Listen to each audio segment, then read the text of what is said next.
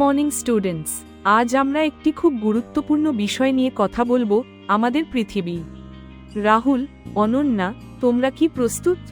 শুভ সকাল ম্যাডাম, আমি একেবারে প্রস্তুত। শুভ সকাল ম্যাডাম, আমি তো পৃথিবী সম্পর্কে জানতে খুবই আগ্রহী। সেটা শুনে খুব ভালো লাগছে। বলো তো, আমাদের সৌরজগতে মোট কয়টি গ্রহ আছে? 8টি গ্রহ আছে ম্যাডাম। ঠিক বলেছ। আর পৃথিবী কত নম্বর গ্রহ? পৃথিবী হলো সূর্য থেকে তৃতীয় গ্রহ। দারুণ।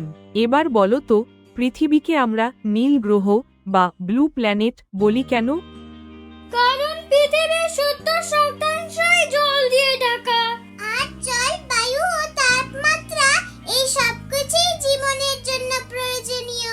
ঠিক বলেছ তোমরা। পৃথিবীতে প্রাণ থাকার জন্য উপযুক্ত পরিবেশ আছে, এই কারণে এটা এত অনন্য। আর বলো তো, পৃথিবীর পরিবেশকে কিভাবে ক্ষতি হচ্ছে? মানুষ বন কাটাচ্ছে, প্লাস্টিক ব্যবহার করছে আর দূষণ বাড়াচ্ছে। আর এতে গ্লোবাল ওয়ার্মিং হচ্ছে, বরফ গলছে, বন্য প্রাণীরা বিপন্ন হয়ে পড়ছে। তোমরা একদম ঠিক বলছো।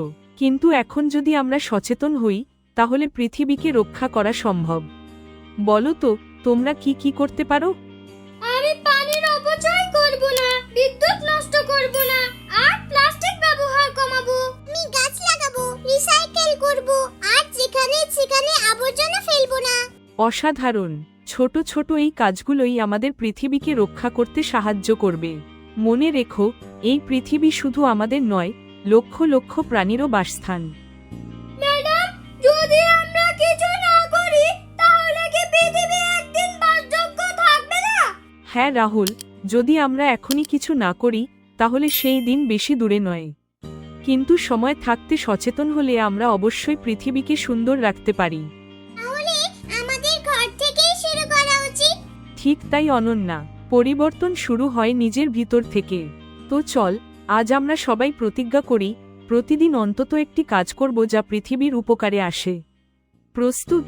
প্রস্তুত ম্যাডাম। সাবাস, আমি খুব গর্বিত তোমাদের ওপর। তোমরাই আমাদের পৃথিবীর রক্ষক হবে। আজকে এই পর্যন্ত। আবার ফিরে আসব পরবর্তীতে ক্লাসে। Bye students.